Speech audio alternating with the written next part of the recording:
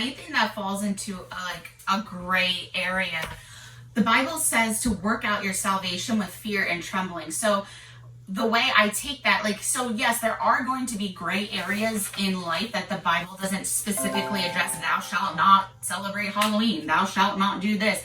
But when you're working out your salvation, we should be doing it in the light of what Christ did for us, what the scriptures do say about these topics, but work our salvation out with fear and trembling. It's not for Christians to turn around and be like, oh, you're legalistic because you said that, because you said this, you're legal. It's not always about legalism at that point. It's about how do we best represent Christ here on earth? How do we best glorify him as we're living day to day?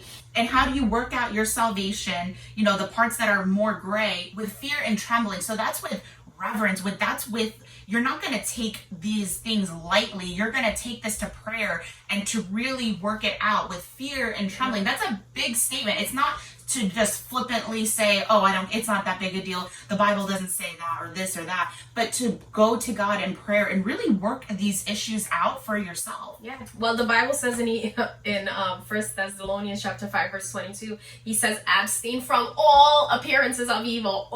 That right there tells you all appearances. Yeah. It doesn't matter what it is, what it's called. It says to abstain from all appearances of evil. So sometimes people try to find excuses. Oh, they didn't talk about Halloween in the Bible. Oh, they didn't talk about cursing in the Bible. They talked about it. Okay, he said abstain from all appearances of evil. It appears to be evil. It's evil. If it appears to be that way. Would we say, if God don't like it, then we're not going to do it? We as Christians have to stand up and say, if God hates it, I hate it. Are we willing to give up the things that we like because God said not to do it? Or we're willing to compromise. We're willing to make our own religion. We're willing to make things fit us, our agenda, what we like for our kids. We're not willing to stand up and say, no, if God hates that, we hate it. Right. If God said not to do that, we're not going to do it. If God says no, then I say no. And once we have that heart that we're willing to go hard for God, that's what it's about.